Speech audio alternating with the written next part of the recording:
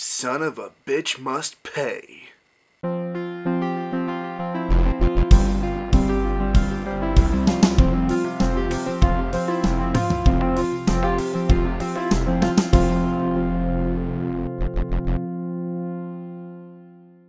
How you doing today? My name is Ryan, and this is Down to Business Reviews. This week for Movie Club we watched Big Trouble in Little China, directed by John Carpenter and starring Kurt Russell, Kim Cattrall, Dennis Dunn, James Hong, and Victor Wong. Big Trouble in Little China stars Kurt Russell as an all-American truck driver who gets caught up in a millennia-old conflict involving Chinese black magic and ancient sorcery.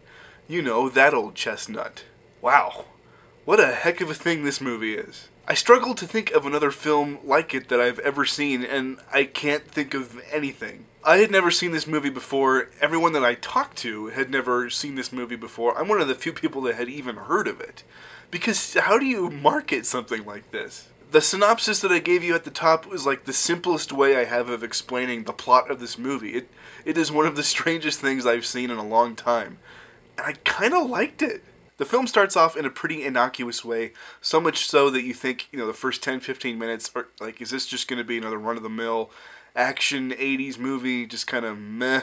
But then I remember that Grandpa from Three Ninjas did a little lightning magic thing in the prologue, and then, oh snap, guys in big wicker basket hats show up and start wrecking people's shit. It just kind of barrels along from there, getting weirder and weirder. I mean, James Hong plays a 2,000-year-old sorcerer slash ghost slash old man in a wheelchair. The lady from Sex and the City is in it for some reason. I don't remember. Why was she? What was her character? Was she just around? And just when you think it can't get any weirder, the puppetry and costume department steps up to the plate and they just knock one out of the park. There's like a mutant dragon dog thing. Was that Razor or Razor or whatever from TMNT 2? Is that what that was? And the giant thing that comes out of the wall and freaks the bejesus out of me and that is never addressed again. That thing was scary. And then the eyeball thing, and it gets crazy. Let's get into some right and wrong before I just keep talking about how nuts this movie is. What did Big Trouble in Little China do right?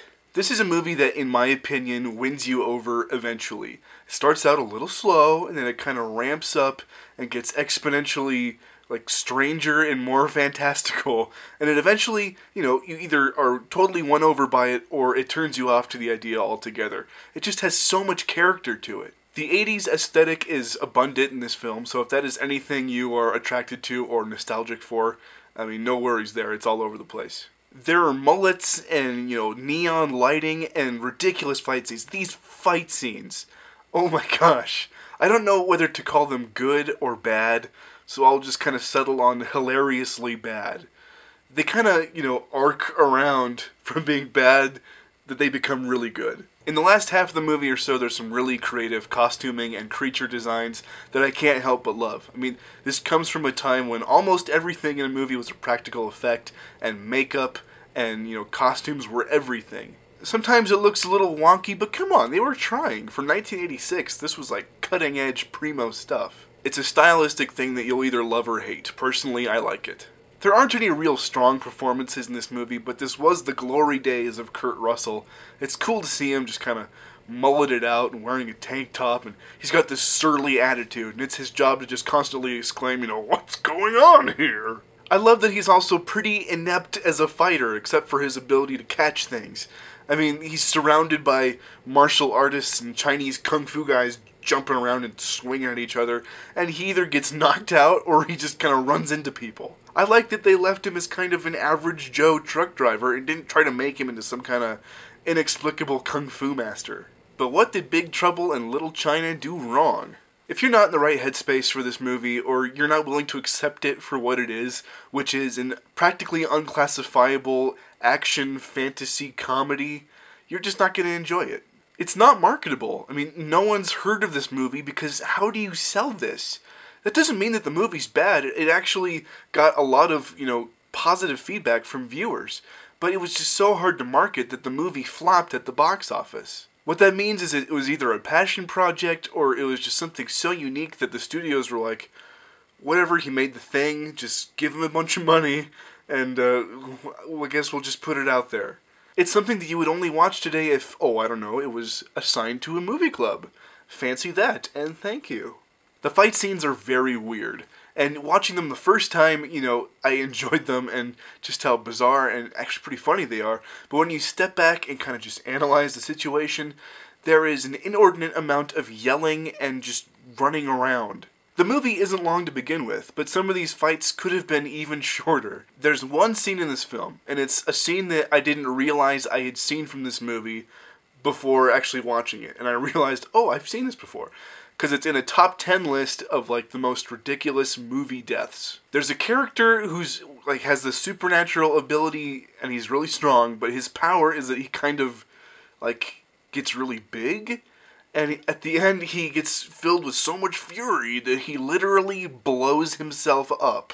And it's one of the weirdest, craziest, cheesiest things I've ever seen. But golly, if it wasn't memorable.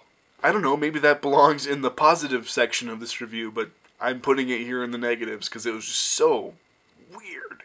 This has to be a cult favorite. I mean, it's got a pretty high rating on IMDb, and I was pleasantly surprised with it. It's very strange, nigh undescribable to explain to someone, but somehow a lot of fun to watch. It's able to kind of round the corner from bad movie and come back as something fun to watch, incredibly original, which I appreciate, and I imagine a good time with a couple of drinks in ya in a room full of buddies. Big Trouble in Little China gets a B.